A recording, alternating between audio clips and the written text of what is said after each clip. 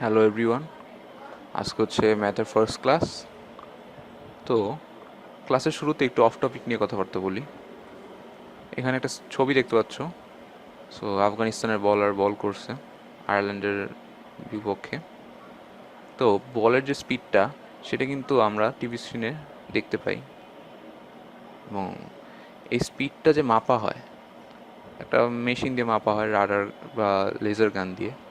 But এই স্পিডটা কিন্তু আমরা এই সূত্রের মাধ্যমে বের করতে পারবো না, যেটা 9-10-এর ফিজিক্সে পড়ানো হয়।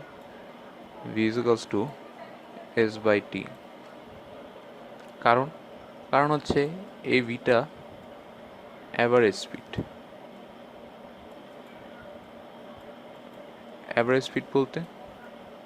স্পিড বলতে আমরা বুঝি যে একটা গড়, অর্থাৎ আমরা অনেকগুলো স্পিড পাই একটা ডিউরেশনের মধ্যে। ওই স্পিডগুলোকে যোগ করার পর ভাগ করে দিলে যে স্পিডটা হয়, অর্থাৎ মানে মোটামুটি এর আশেপাশে, এই গড় স্পিডের আশেপাশে স্পিড উঠে। কিন্তু গড় স্পিড দিয়ে কিন্তু আমরা তৎক্ষণাৎ অনেক হাই স্পিড হলো বা লো স্পিড হলো সেটা বুঝতে পারি না। অর্থাৎ জিনিসটা যদি এভাবে বলা হয় যে গাড়ি চালাইতেছে একজন, গাড়ির অ্যাক্সিলারোমিটারে যে স্পিড উঠতেছে, সেই স্পিডটা কিন্তু সাধারণত যে ইনস্ট্যান্ট স্পিডটা হয়। এবং আমরা এই ইনস্ট্যান্ট স্পিডটাকেই মূলত কাজে লাগাই, মানে নানা ক্ষেত্রে ব্যবহার করা হয়। কিন্তু বোলিংয়ের ক্ষেত্রেও এই অ্যাভারেজ স্পিড থেকে কিন্তু ইনস্ট্যান্ট স্পিডটাই বেশি দেখা হয়, একটা স্ক্রিনে সরাসরি যেটা দেখানো হয় এটা ইনস্ট্যান্ট স্পিড। তো আমরা যদি ইনস্ট্যান্ট স্পিডটা বের করতে চাই ম্যাথমেটিক্যালি, তখন কিন্তু এই সূত্রটা কোনোভাবে কাজে লাগানো যায় না। তাহলে আমরা কিভাবে বের করব?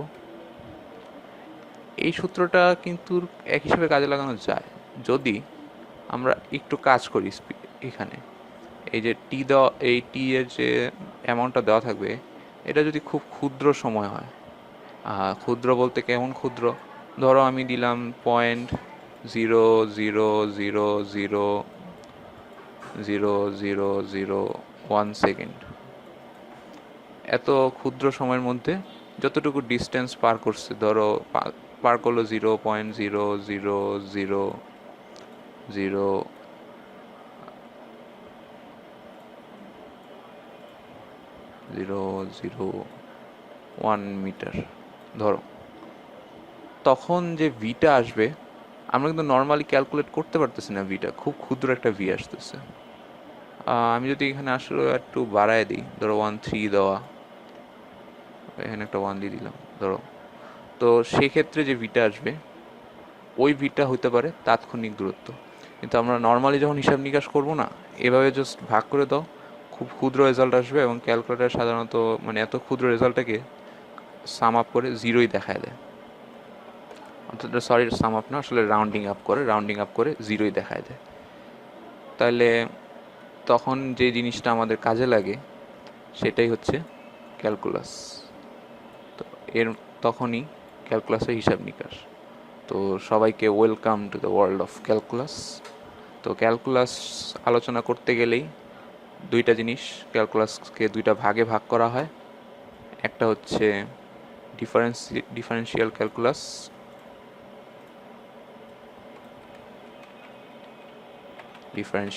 ক্যালকুলাস, আরেকটা আছে দ্যাট ইজ ইন্টিগ্রাল ক্যালকুলাস।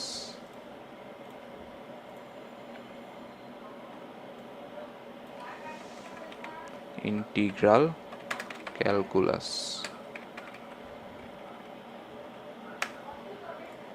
এই দুইটাই মূলত ক্যালকুলাসের মেইন শাখা বা ব্রাঞ্চ। অ্যান্ড দুইটাতে জাস্ট দুইটা অপোজিট কাজ করা হয়। একটাতে হচ্ছে ভাঙা হয়,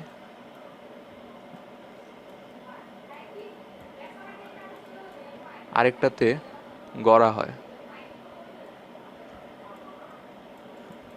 ভাঙা গড়া বলতে আসলে ভাঙা গড়া বলতে এটাই বোঝাইতেছে যে ডিফারেন্সিয়াল ক্যালকুলাসে আমরা খুব ক্ষুদ্রাতি ক্ষুদ্র জিনিসটাকে নির্ণয় করতেছি। দ্যাট ইজ একটা বড় জিনিসকে ভেঙে খুব ক্ষুদ্র যে পরিমাণটা, এটা বের করে আনতেছি, অনেকটা সেরকম। আর ইন্টিগ্রাল ক্যালকুলাসে আমরা অনেক ছোট ছোট ছোট ছোট জিনিসগুলোকে একসাথে গড়ে যে বড় জিনিসটা পাওয়া যায় সেইটার পরিমাণ নির্ণয় করতেছি। তো অনেকটা বলতে গেলে মনে করো একটা বাড়ি, সরি একটু অন্য জায়গায় যাই। মনে করো একটা বাড়ি অনেকগুলো, জানা কথা যে অনেকগুলো ইট দিয়ে তৈরি হয়। এখন আমরা যদি প্রত্যেকটা ইটের আয়তন একটা ইটের আয়তন মাপতে যাই, তখন সেটা হবে অনেকটা ডিফারেন্সিয়াল ক্যালকুলাসের মতো। আর আমার কাছে দেওয়া আছে হচ্ছে একটা ইটের আয়তন, কিন্তু আমাকে পরিমাণ নির্ণয় করতে বললো এটা বাড়ির আয়তন। তখন যে জিনিসটা হবে সেটা হচ্ছে ইন্টিগ্রাল ক্যালকুলাস, ভাঙা গড়া। এই ভাঙা গড়ার কাজ নিয়েই ক্যালকুলাস।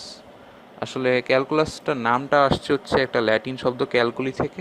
তো ক্যালকুলি শব্দটার অর্থ হচ্ছে নুড়ি পাথর। ক্যালকুলি, সরি, ক্যালকুলি ল্যাটিন শব্দ যার অর্থ নুড়ি পাথর।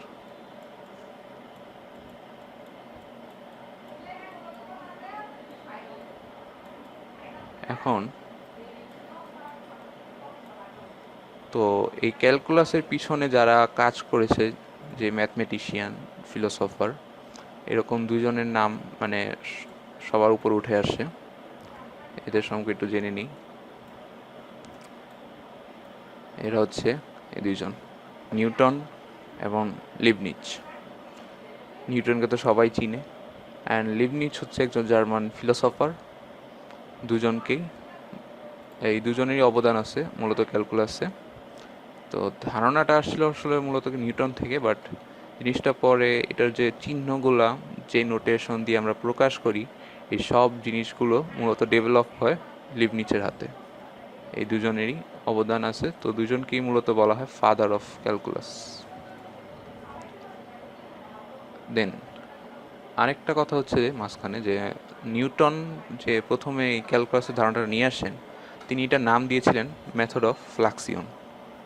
তিনি কিন্তু প্রথমে এটা ক্যালকুলাস নাম ছিল না, এবং ওনার যে ক্যালকুলাস করা ওগুলোর মধ্যে একটু কিছুটা অদ্ভুত অদ্ভুত জিনিসপত্র ছিল। যেমন আমরা সামনে যখন ডিফারেন্সিয়েশন করব, তো আমরা জানি এই চিহ্নটা ব্যবহার করা হয়, মানে অনেকে হয়তো বা জানে, তো আমি একটু বলে দিই। যেমন এই চিহ্নটা ব্যবহার করা হয়, বাট নিউটন যখন ডিফারেন্সিয়েশন করতো, ও হচ্ছে জাস্ট একটা ফোঁটা দিত, ফোঁটা দিয়ে ও বোঝাতো একবার এটাকে ডিফারেন্সিয়েশন করা হয়েছে, আর দুইবার দিলে দুইবার ডিফারেন্সিয়েশন করা হয়েছে, তিনবার দিলে তিনবার, জাস্ট এরকম আর কি ইয়ে ছিল। মানে অনেকটা নুড়ি পাথরের মতো বানানোর চেষ্টা করছিল। যাই হোক, তো ওর ধারণাটা তখন আর পরে আসলে লিবনিচ চেঞ্জ করে এর নোটেশনটা বর্তমানে যেটা সেটা সেরকম নিয়ে আসে। তো চলো আমরা একটু আবার সেই ক্রিকেটের উদাহরণটাতে একটু যাই, এগুলো একটু ওয়াইপ আপ করে ফেলি। তো আমরা একটা গ্রাফ যদি আঁকি, এটা হচ্ছে ওয়াই অ্যাক্সিস অ্যান্ড এটা হচ্ছে এক্স অ্যাক্সিস। তো আমরা যখন এভারেজ স্পিডটা কাউন্ট করি, তখন যে গ্রাফটা হয়, সরি আমি একটু, মনে করো এরকম হয়, আসলে একটা স্ট্রেট লাইন হয়। এই হচ্ছে অ্যাভারেজ স্পিডের অথবা পরিমাণ, এইদিকে হচ্ছে টি বোঝায়, এটা হচ্ছে এস, ডিসপ্লেসমেন্ট। তো মনে করো হচ্ছে 10 সেকেন্ডে 100 মিটার চলে গেছে বলটা, তাহলে এটার অ্যাভারেজ স্পিডটা আসবে হচ্ছে 10 মিটার পার সেকেন্ড, যেটা হচ্ছে আমরা এখানে ঢাল থেকে নির্ণয় করতে পারি। ঢাল কেমনি নির্ণয় করতে হয় এটা আশা করি জানো, 9-10 ম্যাথে করানো হয়েছে। Del Y by del X, Y অক্ষের পরিবর্তন বা এক্স অক্ষের পরিবর্তন, বা উঠা বাই হাঁটা, একটা নিয়ম আছে, that is 10 metre per second. But যদি এটার ইনস্ট্যান্ট গ্রাফগুলো আঁকা হয়, অর্থাৎ রিয়েল টাইম যে গ্রাফটা হবে, এটা কিন্তু এরকম হবে না। মানে আমরা যদি ইনস্ট্যান্ট প্রত্যেকটা স্পিড মেপে মেপে এখানে বসাতে পারি, যে কোনোভাবেই হোক, গ্রাফের মধ্যে, তাহলে কিন্তু গ্রাফটা অনেকটা এরকম হবে। প্রথমে অনেক জোরে মারা হয়েছে, দেন বলটাকে হিট করার পরে আস্তে আস্তে গড়িয়ে যেতে যেতে যেতে যেতে একটু ডাউনফল করবে। জিনিসটা এরকম হবে, একটা কার্ভ হবে, হয়তো বা এরকম না, বাট একটা কার্ভ হবে। যাই হোক, তো এই কার্ভ হলে তখন কিন্তু আমাদেরকে এই যখন আমরা ঢাল নির্ণয় করতে যাব, আমরা স্লোপ নির্ণয় করে বক্ররেখার স্লোপ নির্ণয় করতে গেলে সাধারণত বলা হয়েছে যে একটা আঁকতে, একটা স্পর্শক আঁকতে, স্পর্শকের ওয়াই বাই ডেল এক্স উঠা বাই হাঁটা নির্ণয় করতে। কিন্তু এখানে কিন্তু এই স্পর্শক আঁকলে জিনিসটা খুব খুব বড় হয়ে যায়। অর্থাৎ আমরা যে প্রকৃত ঢাল, প্রকৃত যে স্পিডটা, ওই মুহূর্তে স্পিডটা বের করতে চাই, এত বড় আঁকলে কিন্তু হচ্ছে না। তাহলে এটাকে আরও ছোট করে আঁকতে হয়। এখন যত ছোট আঁকতেছি তত কিন্তু নিখুঁত হচ্ছে, একদম ইনস্ট্যান্ট যে স্পিডটা তার কাছাকাছি চলে যেতেছে ঢালটা। এখন আমরা যদি এটাকে আরও ছোট করে দিই, আরও জিনিসটা নিখুঁত হবে, আরও ছোট করে দিলে নিখুঁত হবে। এভাবে যত ছোট করতে থাকি, একটা বিন্দুর মতো দেখা যাচ্ছে এখন, এটাও আরও নিখুঁত হবে। তো জিনিসটা যত মনে করো ছোট হচ্ছে তত কিন্তু আমরা নিখুঁত পাচ্ছি। অর্থাৎ আমি আসলে একটা বড়টাইকে একটা জিনিস বোঝানোর চেষ্টা করি। এখানে ডেল ওয়াই আর এটা হচ্ছে ডেল এক্স। তো del Y by del X, এখানে ডেল এক্সের পরিমাণটা যত ছোট হয়, ডেল ওয়াইয়ের পরিমাণও তত ছোট হয়। অর্থাৎ ডেল এক্স যদি ক্ষুদ্র হয়, ডেল ওয়াইও ক্ষুদ্র হবে।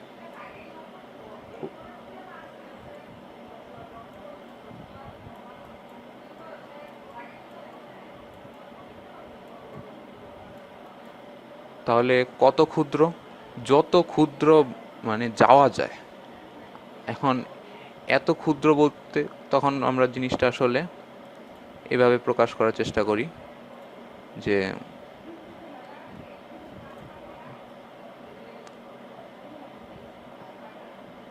Limit del x tends to 0, তাইলে দেন আচ্ছা তারা টু f x is equals to l, এই এসে গেল লিমিটের ব্যাপার। তাইলে লিমিট ছাড়া, তাইলে এখন এটা যদি বোঝাতে হয় আমাদেরকে লিমিটে যেতে হবে, লিমিট ছাড়া আসলে সামনে এগোতেও পারবো না। তাই ফার্স্টে লিমিটের কথাবার্তাই বলতে হবে।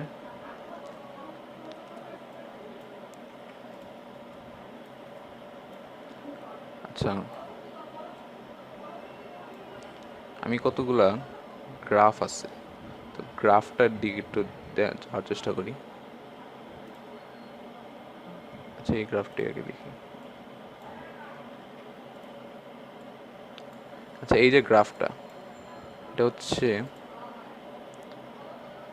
y is equals to x minus 1 by x minus 1 এর গ্রাফ।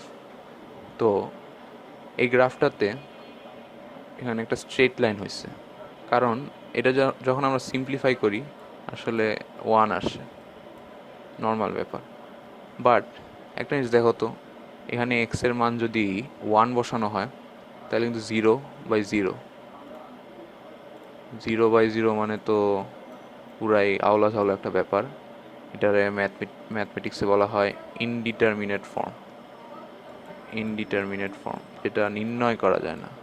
একটা আছে নির্ণয় করা যায় না, আরেকটা করা হচ্ছে বলা হচ্ছে আনডিফাইন্ড, অর্থাৎ যার এখন পর্যন্ত কোনো ব্যাখ্যা দেওয়া সম্ভব হয়নি। হয়তো বা আছে কিন্তু ব্যাখ্যা দেওয়া যাইতেছে না, এরকম। তো ইনডিটারমিনেট ফর্ম। তো ইনডিটারমিনেট, তাহলে আমরা এটার এখানে তাহলে গ্রাফে কিভাবে এখানে 1 is equals to 1 বলা হলো, সরি, গ্রাফে কিভাবে এখানে 1 is equals to 1 বলা হলো? কারণ আমরা যদি জিনিসটা একটু অন্যভাবে চিন্তা করি, জাস্ট গ্রাফের দিক থেকে চিন্তা করি, গ্রাফও না আসলে, মানে আমরা জিনিসটা এভাবে চিন্তা করি, y is equals to x minus 1 by x minus 1। এখন এক্স এর মান যদি আমরা 1 না বসাই, 1-এর খুব কাছাকাছি একটা কিছু বসাই, কি বসাবো? ধরো এক্স এর মান বসালাম 0, না 0 না, ঠিক 9 এটা বসালাম, তাহলে কিন্তু এটা একটা মান বের হয়, that is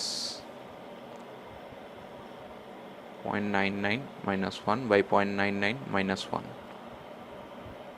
There is minus 0.99 by minus 0.99, 1 আসে।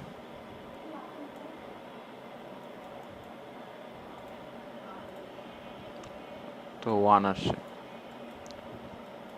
আবার 0.9999 গেলেও আসলে 1 আসে। তো এটা আসলে সরাসরি 1 এসে পড়তেছে, এই কারণে এই উদাহরণটা দিয়ে আসলে বোঝানো যায় একটু কষ্টকর হয়ে যায়। আমি আরেকটা উদাহরণ দেওয়ার চেষ্টা করি। এই ফাংশনটার ব্যাপারে কি বলবা?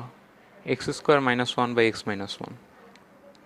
এখানে দেখো গ্রাফে কিন্তু এখানে একটা আমি হোল দেওয়ার চেষ্টা করছি, তো হোলটা দিয়ে বোঝাইতেছি আমরা যদি দেখো এখানে 1 বসাই, 1 square 1 minus 1 by 1 minus 1 0 by 0 ফর্মে চলে আসতেছে, আবার সেই ইনডিটারমিনেট ফর্ম।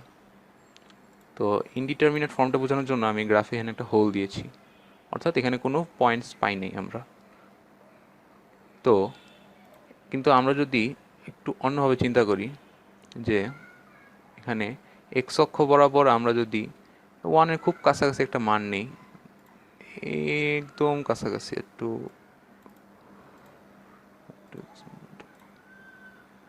এই যত আমরা আসলে সরি এটা না, এই যত কাছাকাছি আসার চেষ্টা করতেছি, একটা জিনিস খেয়াল করে দেখো, এই ওয়ার মানটাও তত কাছাকাছি আসবে, তত কাছাকাছি আসবে। কিভাবে কাছাকাছি আসবে? আমরা যদি এখানে এক্স এর মান বসাই 2.01, তাইলে ওয়ার মান আসবে, সরি 2.01 না, দ্যাট ইজ 1.01। তাহলে ওয়ার মান আসবে 2.01। ক্যালকুলেটর হিসাব করে দেখতে পারো। আবার এখানে যদি এক্স এর মান একটা জিরো না দিয়ে এখানে আরেকটা জিরো বাড়ায় দিই, দ্যাট ইজ মানে আরেকটা জিরো দিলাম, তারপরে 1 দিলাম, তাহলে এখানে একটা 1 আসবে। তো এইভাবে আমি যদি জাস্ট জিরোর সংখ্যা বাড়াইতেই থাকি এই পাশে, জাস্ট জিরো জিরো আসতে আসতে এরকম অসংখ্য জিরোর পরে 1 আসলো, এখানেও জিরোর পরে তাহলে এরকমই মানটা আসবে।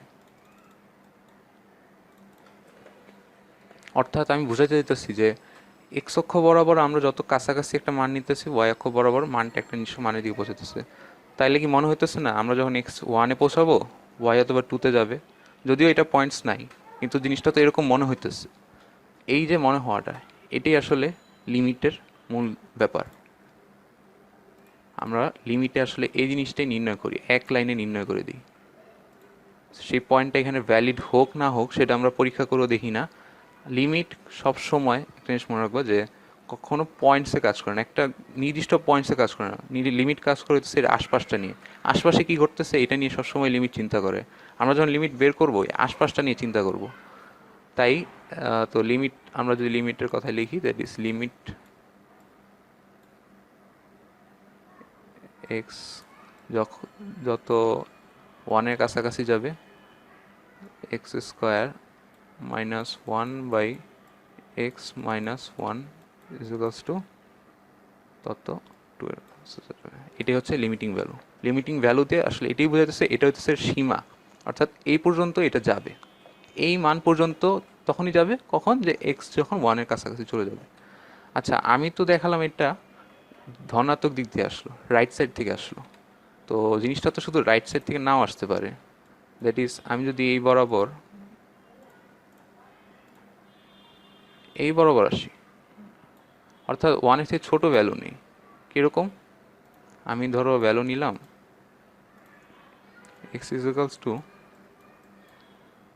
0.98, তাহলে খেয়াল করে দেখো এর ফাংশনের যে ভ্যালুটা আসবে 0.98 square minus 1/0.98 minus 1, that is এরকম আসবে, 2 এর থেকে কম, সরি, 1.988 সামথিং, সুন্দর হলো না, 988 এরকম একটা কিছু আসবে। আচ্ছা, আমরা তো 0.98 নিলাম, এখন আমি যদি এই জায়গায় 0.98-এর জায়গায় 0.99 নিই, আরও কাছাকাছি একটা মান নেই, আরেকটা 9 বাড়া দিলাম 0.999, তো ওয়াইয়ের মানটাও এরকমই 1.999 এরকম একটা কিছু আসবে। আমরা যদি 9 আরও বাড়াই, 9 আসতে বাড়তেই থাকবে, এরকম বাড়তে বাড়তে বাড়তে বাড়তে আমরা খুব কাছাকাছি মান নিলাম, অনেক 9, তাহলে এটারও অনেক 9, 2 হবে না, বাট জাস্ট 1.999999 হতে থাকবে। এটা তাহলে আমরা আসলে বোঝাতে চাইলাম যে জিনিসটা আমরা লেফট সাইড থেকে একই কাজ করতে পারি, একইভাবে একটা ভ্যালু আনতে পারি। তাহলে এই যে লেফট সাইড থেকে যেটা আনলাম, এটা হচ্ছে মানে মাইনাসের দিক থেকে, কম ভ্যালুর দিক থেকে বেশি ভ্যালুর দিকে আসলাম। এর উপর নির্ভর করে, এই লেফট সাইড রাইট সাইডের উপর নির্ভর করে লিমিট আবার দুই রকম হয়, left hand limit, right hand limit. তো আমরা এর আগে যেটা বের করলাম এটা রাইট হ্যান্ড লিমিট ছিল, আবার লেফট হ্যান্ড লিমিটও বের করলাম। তো এই জিনিসটা বোঝানোর জন্য আমি আরেকটা ফাংশন নেই, ওই ফাংশনটা দিয়ে একটু বোঝাতে সুবিধা হবে।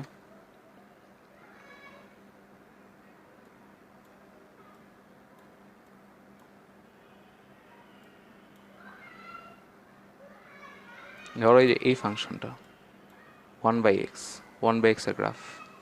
এক্ষেত্রে দেখো আমাদের যদি লিমিট বের করতে বলে, লিমিটিং ভ্যালু বের করতে বলে আসলে, যে লিমিট x টেন্স টু 0 হবে 1/x, একই অবস্থা এখানে x এর জায়গায় 0 তো আর বসাতে পারবো না, আনডিফাইন্ড হয়ে যাবে। এখন আমরা যদি লিমিটিং ভ্যালু দিয়ে বের করার চেষ্টা করি, আশা করি হয়তো কিছু বের করতে পারবো। খেয়াল করো এখানে x এর মান যত 0-র কাছাকাছি যাইতেছে এই রাইট হ্যান্ড সাইড থেকে, তত জিনিসটা দেখো উপরের দিকে উঠতেছে। উপরের দিকে মানে ভ্যালুটা জাস্ট বাড়তেই আছে, কোনো লিমিটে গিয়ে মানে কোথাও গিয়ে এটা আসলে শেষ হয় না। আমি গ্রাফটা যত স্ক্রল করি, আমি একটু দেখাই সবাইকে, এই যে দেখো গ্রাফটা, এই গ্রাফটা জাস্ট বাড়তেই আছে, বাড়তেই আছে, বাড়তেই আছে, কোনো শেষ নাই। আমি আরও জুম করেছি, হয়তো মনে হচ্ছে এখানে ওয়াই অক্ষের সাথে মিশে গেছে, বাট আমি যদি এটাকে জুম করি, অনেক জুম করি, আসলে ওয়াই অক্ষের সাথে মিলতেছে না। যত যাইতেছি এটা একটা মনে হচ্ছে এখন ওয়াই অক্ষের সমান্তরাল হয়ে গেছে, ব্যাপারটা এরকমই। আবার একই কথা প্রযোজ্য যদি আমরা লেফট হ্যান্ড সাইড থেকে যাই, এই জিনিসটা নিচের দিকে বাড়তেছে। তাইলে আমরা এখানে যদি লিমিট চিন্তা করি, আমরা দুইভাবে লিমিট চিন্তা করি, যে একটা লিমিট হচ্ছে,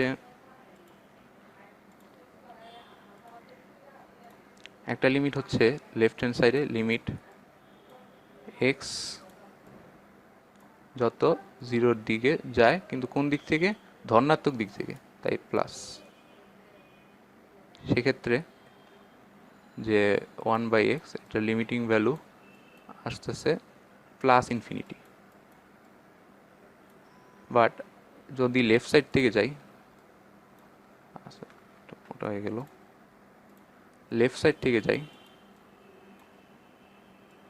সেক্ষেত্রে এখানে আমরা জাস্ট লিখে দিব মাইনাসের দিক থেকে, আমরা মাইনাসের দিক থেকে বাড়তেছি, তাই মাইনাসের দিক থেকে বাড়তেছে 1/x is equals two minus infinity. তাইলে এখানে দেখো একবার আসতেছে প্লাস ইনফিনিটি, একবার আসতেছে মাইনাস ইনফিনিটি, কিন্তু মানে দুইটা দিকে আলাদা আলাদা একটা ভ্যালু আসতেছে, ভ্যালু না ঠিক মানে দুইটা ডিরেকশনই আলাদা হয়ে যেতেছে, দুই দিকে ভাগ হয়ে যেতেছে। তাহলে আমরা এখানে লিমিটিং ভ্যালু আসলে বের করতেই পারতেছি না, কোনো নির্দিষ্ট একটা সীমা নাই যেদিকে গিয়ে এটা শেষ হইতেছে। যেহেতু এটা কোনো নির্দিষ্ট ভ্যালু বা সীমা নাই, তাই এটা আমরা বলবো যে লিমিটিং ভ্যালুও নাই, অর্থাৎ লিমিটিং ভ্যালু নাই, এটাকে আমরা বলবো আনডিফাইন্ড। অনেকটা একই রকম, কিন্তু আরেকটা গ্রাফ আমি দেখাই।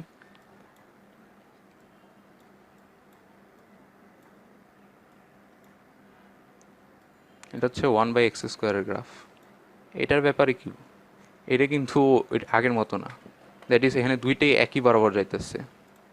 আমরা যদি বলি যে 0 প্লাসের বরাবর যাই, এক্স যদি যায়, তাহলে দেখো ওয়াই কিন্তু প্লাস ইনফিনিটির দিকেই যায়।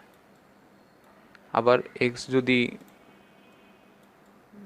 0কে মাইনাসের দিক থেকে মানে মাইনাসের দিক থেকে 0 কাছাকাছি যাওয়ার চেষ্টা করে, ওয়াইয়ের মানটাও প্লাস ইনফিনিটির দিকেই যায়। যেহেতু দুইটাতেই প্লাস ইনফিনিটিতে যাইতেছে, তাই আমরা এখানে একবারে বলতে পারি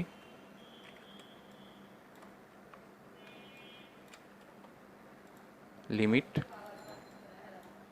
x tends to 0 1/x² is equals to infinity. এরকমই, এটাই আসলে লিমিট। তো এবার একটু অদ্ভুত একটা ফাংশন নিয়ে কথাবার্তা বলি। এই ফাংশন হয়তো অনেকে চিনবা, অনেক ফাংশন অষ্টম অধ্যায়ের যে ফাংশন অধ্যায়টা আছে ওই অধ্যায়টা পড়ানোর সময় এই জিনিসটা বলা হয়েছে। তো এই ফাংশনটা হচ্ছে স্টেপ ফাংশন আর কি, যেটা যে y is equals to x² যখন x is equals to না x not is equals to 2, আর শুধু 1 যখন x is equals to 2। অর্থাৎ এখানে দুইটা শর্তে দুইটা এক্সপ্রেশন আসে। এগুলো আসলে আমরা যদি ফাংশন পড়ার সময় অনেকে ভুল করে, মানে আমরা ভিতরে এই জিনিসটাকে ফাংশন বলি, বাট এটা ফাংশনের হচ্ছে এক্সপ্রেশন, পুরোটা মিলে হচ্ছে ফাংশন। তো এটা একটা ফাংশন বাট দুইটা এক্সপ্রেশন নিয়ে, দুইটা এক্সপ্রেশন দুইটা ইন্টারভালের মধ্যে ভ্যালিড হবে। অর্থাৎ শুধু এক্স ইজ টু x2 এর ছাড়া যত ভ্যালু আছে তার জন্য এই x² ফাংশনটা কার্যকরী হবে। আর শুধু যখন শুধু 2 হবে এক্স এর মান, তখন শুধু 1 হবে ওয়াইয়ের মানটা, মানে তখন ফাংশনটা 1, ফাংশনের যে এক্সপ্রেশনটা এই 1 কাজ করবে। জিনিসটা আমি এখানে পয়েন্ট দিয়ে বোঝানোর চেষ্টা করছি। এ পয়েন্টটা হচ্ছে একটা হোল বোঝানোর চেষ্টা করছি, যে এ পয়েন্টে একটা হোল আছে, আর বি পয়েন্টটা হচ্ছে এই গ্রাফটারই এই অংশটা, এই হোলের অংশটা এখানে এসে পড়ছে অনেকটা, এটাই আমি বোঝানোর চেষ্টা করছি ফাংশনটা দিয়ে। তো এই ক্ষেত্রে জিনিসটা আসলে লিমিটিং ভ্যালুটা বোঝা সুবিধা হয়। যে এখন যদি আমরা দেখি যে এক্সের মান যদিও ফাংশন ভ্যালু, অর্থাৎ এক্স ইজ ইকুয়ালস টু 2 হলে এখানে ফাংশনের ভ্যালু আসতেছে 1। বাট আমরা যদি লিমিটের দিক থেকে চিন্তা করি, এখানে এক্সের মান যত 2 এর কাছাকাছি যাচ্ছে, এক্সের মানটা যত 2 এর কাছাকাছি চলে যাইতেছে, তত এটাও কিন্তু এই গ্রাফটাও 4 এর কাছাকাছি চলে আসতেছে। আবার এই দিক দিয়েও যদি যাই 2 এর কাছাকাছি, এইটাও এই গ্রাফটাও তখন 4 এর কাছাকাছি চলে যাচ্ছে, ওয়াইয়ের মানটা 4 এর কাছাকাছি চলে যেতেছে। তো এখান থেকে আমরা আসলে সংক্ষেপে এটাই বলতে পারি যে এটা লিমিটটা আসলে যখন এক্স 2 এর দিকে ধাবিত হয়, তখন এর লিমিটিং ভ্যালুটা আসলে আসবে 4। যদিও আমরা ফাংশন ভ্যালু পাইছি 1, লিমিটিং ভ্যালু 4, মানে এই একটা ফাংশন দেখানোর চেষ্টা করলাম যে মানে লিমিটিং ভ্যালু আর ফাংশন ভ্যালু আলাদা হয়। আর তো এরকম আরও অনেক ফাংশন আছে, যেমন এর আগের ফাংশনগুলোতে তো দেখছো কিছু কিছু ফাংশন আসছিল যে, যেমন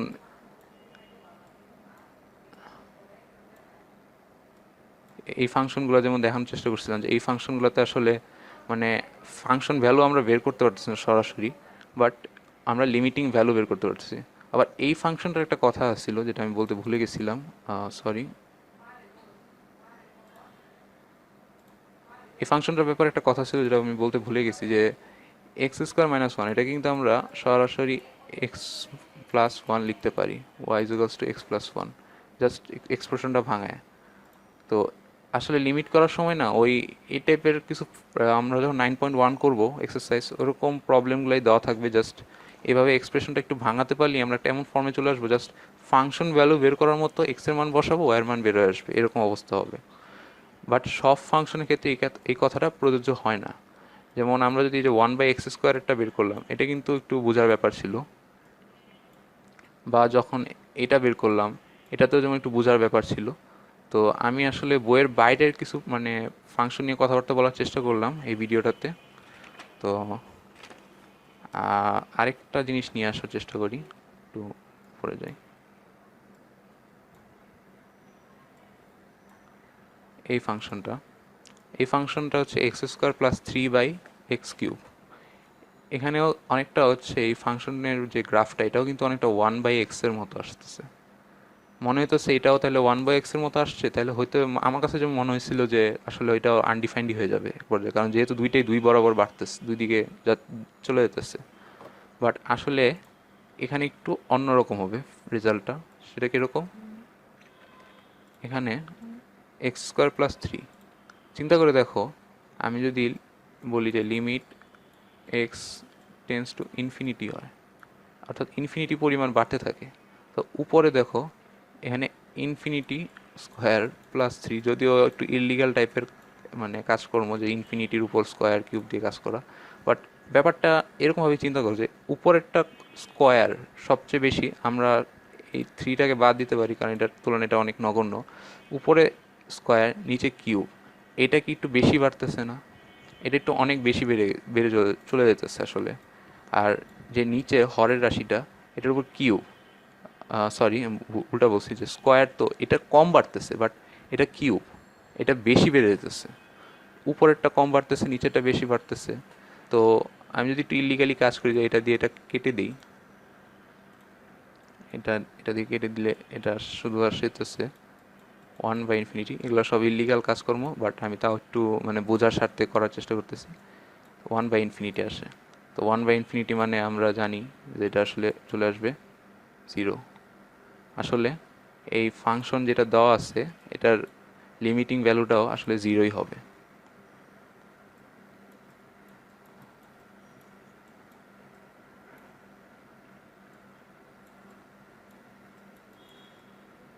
জিরো।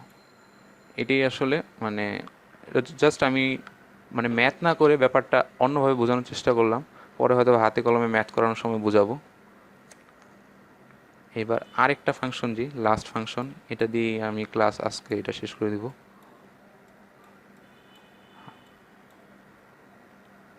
এই ফাংশনটার ব্যাপারে কি খেয়াল? এই ফাংশনটাও কিন্তু অনেকটা 1/x-এর মতো মনে হইতেছে, কিন্তু এই ফাংশনটার ক্ষেত্রেও এই রেজাল্ট যেটা আসবে, লিমিটিং ভ্যালুটা, এটাও একটু অন্যরকম হবে। এরকম আমরা যদি ফাংশনটাকে একটু চেঞ্জ করার চেষ্টা করি, ফাংশনটা তো দেওয়া আছে এরকম 1√x² + 4x + 1 - x। এটাকে যদি আমরা এর অনুবন্ধী রাশি দিয়ে গুণ করে দিই, অনুবন্ধী মানে কি? অনুবন্ধী মানে a + b যদি একটা রাশি হয়, এটার জাস্ট মাঝখানে চিহ্নটা চেঞ্জ করে দিয়ে a - b, এটাই এটার অনুবন্ধী। মানে সংক্ষেপে অনুবন্ধী বুঝতে গেলে এটাই। আরও দীর্ঘ কিছু বলা যায়, বাট আমি আপাতত সংক্ষেপটা দিয়ে কাজ চালাই দিই। তো এটার অনুবন্ধীটা দিয়ে গুণ করে দিলাম। তো গুণ করে দিলেই তো হবে না, আমাদের এটাকে আবার ভ্যালুটা ঠিক রাখার জন্য নিচে আবার ভাগ করে দিতে হবে।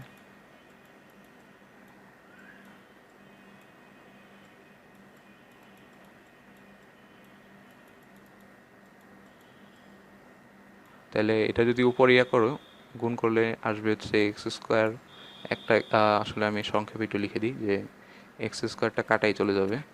সো উপরে থাকতেছে হইতেছে 4x + 1/√x² + 4x + 1 + x, এরকম আসতেছে। ঠিক আছে। এবার এখানে খেয়াল করো যে আমরা যদি এখানে সরাসরি লিমিটিং ভ্যালু যদি আমরা বের করতে যাই, যে যখন এক্স ইনফিনিটির দিকে যায়, তো আমরা এখানে ইনফিনিটি বসালে সরাসরি মানটা বের করা একটু কঠিন হয়ে যায়, যেহেতু অনেক ভেজাল একটা রাশি। তাই আমরা এটাকে 1/x-এর ফর্মে নিব, কারণ আমরা জানি যখন নিচে ইনফিনিটি আসবে, তখন আমরা জাস্ট ওই ভ্যালু, ওই যে মানগুলো রাশিগুলো থাকবে, ওগুলো জাস্ট 0 করে দিতে পারবো, 0 করে দিয়ে ইজিলি বের করতে পারবো। তাহলে এর পরের লাইনে জাস্ট 1/x দিয়ে করে দিলে, গুণ করে দিলে এটা আসবে 1/x। আর নিচে এটা তো 1 হয়েই যাবে।